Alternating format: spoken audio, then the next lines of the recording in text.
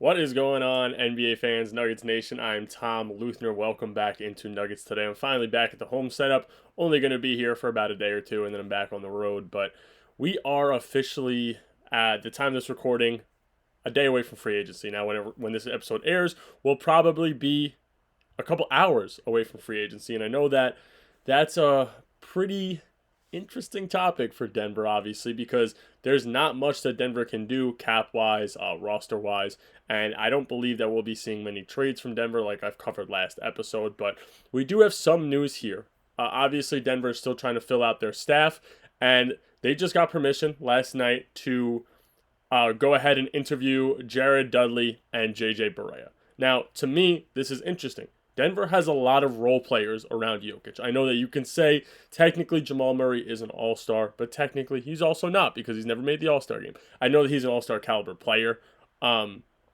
but I think it's interesting because like AG, Christian Brown, MPJ may be a level up from a role player, so is AG, but you have Brown, you have Watson, you have Strother, you have Holmes, who's going to be young coming into the league, and these guys, if Denver does hire obviously Jared Dudley and JJ Berea, then you have two guys who are role players on championship teams helping them out. Now, for those of you who don't remember, Jared Dudley did win a championship with the Bubble Lakers in 2020, and obviously JJ was a backup point guard on the championship team down in Dallas, beating LeBron. So, I mean, again, these guys whose experience are through the roof. Jared Dudley was playing rotational minutes, a good amount of minutes, on the Lob City Clippers, who are one of the best teams that we've seen to not win a championship. So I would love the signings of these two guys to help player development realistically.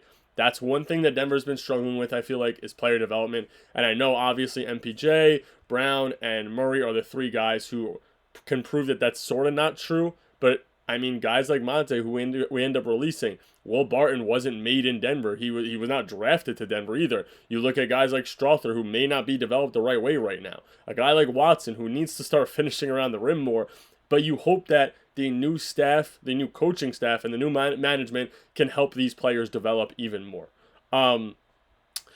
The next thing I want to cover is another backup center who's been thrown around the community a little bit. And now, for those of you who don't understand what I'm saying when I say the community, I am big into social media. I'm in Nuggets group chats. I'm in Nuggets pages. All I do is search through what the community on social media is talking about. There are not a lot of updates for Denver right now because Denver does not have a lot going on. So when I say the community, I just mean anybody covering what they want Denver to do, anybody who are giving their opinions on players that they want Denver to target. That is what I'm saying. So for those of you who think that I'm not talking to reliable sources, well, not many people are because Denver doesn't have any reliable sources giving real information on players that they're targeting right now. So I'm just trying to get you guys some content. And that player being talked about in the community is Marvin Bagley, which I think is a little interesting. Now, Bagley is a little injury prone. Obviously, we know that. He was supposed to be way better than he is. I actually watched him play St. John's. I watched him play against St. John's at Duke, and I was blown away by how good he was in college. Thought he was going to be way better in the NBA, but his game didn't translate to the NBA, and you mix that with some injuries, and things go south real fast. Now, I would not mind Marvin Bagley as a backup option realistically. I think that Denver may look at a cheaper center in order to bring in maybe a guy like Bruce Brown, maybe a guy like Taurean Prince, maybe a backup point guard, and that's some things that we're going to get to. But I also like I said, get nervous with his injury history a little bit. His stats, where he played on two teams last year, didn't play many games, but his numbers throughout the 8 minutes a game he was getting were around 4 and 2, which aren't terrible. Now, if Denver was to bring him in, I would love to see him put up 4 and 4. Now, I know that's not asking that much, and you could say, well, that's not drastic. Denver didn't rebound when Jokic wasn't on the floor. If you can go ahead and have a backup averaging at least 4 rebounds a game, that could be perfect in 8 minutes. Now, I think that as Denver fans, we are all fantasizing about getting a guy like Cornette and getting a guy like Horford and, maybe people who aren't realistic. But I think that it's time right before the free agency to maybe settle in on realizing that it's probably going to be a guy like Paul Reed, A guy like, Marvin Bagley, I think the best possible option out there for us as a backup right now that's affordable is Andre Drummond, and I don't know if that happens. Now, there are some good names out there. I'm not saying there aren't. I would love for Denver, like I said, to make a move for Nick Richards, to maybe bring back Bol. I know people don't like that take, but as a starter, he's putting up 20-plus points per game. So, like I said, I think Marvin Bagley could be a good fit. I would just love to see him be healthy, and that's another topic I'm going to cover, the health, in a minute. And if he's able to come in and give us 4 and 4 off the bench in 8 to 10 minutes, so be it. That's a good pickup.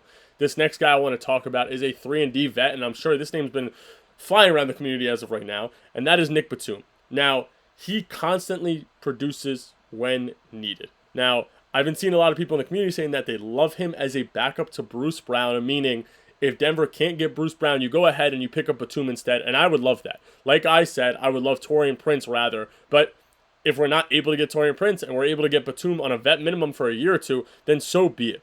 So if you look at what he was doing, right, he was playing 17 and a half minutes, averaging 4, 3, and 1, but I don't think his stats fully show how good of a player he was. Now, you look at his percentage from the arc throughout the entire season, he shot 43%.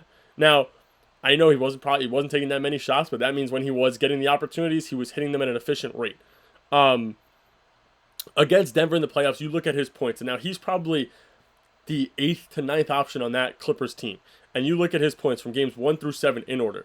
9 points, 6 points, 12 points, 3 points, 0 points, 6 points, 3 points. Now, Denver could use that because those 3, 6, 9, and 12 are all three-pointers. Denver does not have a fantastic three-pointer off the bench, although I think that Julian Strawther could be that guy.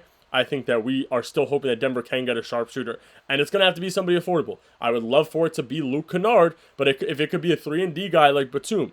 Now, if you want to get rid of the offensive numbers, you want to look at the defensive numbers, we can look at his blocks in each game versus Denver from games 1 through 7 in order. 0, 1, 3, 1, 2, 3, 2, and that is playing either in help or against Jokic. Now, I know Zubac was on him, I know Ben Simmons was on him, but he had his fair share of defensive possessions against Jokic, and a decent amount of them resulted in blocks. So I wouldn't mind it, especially with what Adelman wants to do for the defense, which would be playing in the zone. Now, Nick Batum would fit that zone amazing. He would be be an amazing part to the wing, in that zone, being able to contest. He has a long reach, which is great. I think he'd be a great fit. He's also a fantastic vet leader. Now, if you don't believe me, you can go back, and there's clips of him on the French national team flipping out on people because he is the leader of that team. Now, I know that might not translate to the NBA, but who knows when you're in a different locker room. They could give him the go-ahead to be that leader as a vet who's going to help out a guy like Watson who can easily learn from a guy like Nick Batum. So I think that signing would be amazing if you're not able to bring in a guy like Bruce. This last topic I want to talk about here is a topic covering 2 of the backup point guard names in the community. I was big on Trey Alexander, thought that he was going to get his rotational minutes. Denver did sign 3 undrafted free agents, all point guards. Maybe one of them works out as the backup. But 2 names thrown around as potential cheap guards are Malcolm Brogdon and DeAnthony Melton. Now, I've covered both of them in the past. And I've had my fair share of conversations within the community about people who think that, obviously they would work out. And there was an interesting point proven to me, or not proven to me, but said, and I also strongly agree with this point, and that is that Denver does not have time to waste on people who are going to come in and get hurt. Now, Melton's coming off an injury, and you know what? His game it's not an athletic game where he may re-trigger the ACL tear, but Malcolm Brogdon, who's a very good vet, was on very good teams, being a very good option on the Celtics, on the Bucks. He makes me nervous because I don't know how healthy he would stay. I would love him as a backup, but I also don't believe in Denver's third point guard right now, if that's Jalen Pickett, to be the third string and help us win a championship. Now, we already saw if Russ goes down, what's going to happen. They don't have a backup hit ball handler. So maybe if you bring Bruce Brown in, then you go and get a guy like Melton or Brogdon, and you bring in a backup center, maybe Bagley. Now you have a reliable bench. Because Bruce could play the 1, 2, 3, and he could play a small 4, but he could play the 1 through 3 realistically, and then you have a guy like Strawther coming off the bench. Now, I don't know if these people will get picked up. Like I said, this episode will air a couple hours before the free agency starts. So hopefully Denver can get at least 1 or 2 of these guys, or 3 guys in total, and they could help make a difference off the bench. Anyway, that's all I got for you guys. If you guys want me to cover anything, please let me know down below. Hit that like and subscribe button. I will catch you guys later.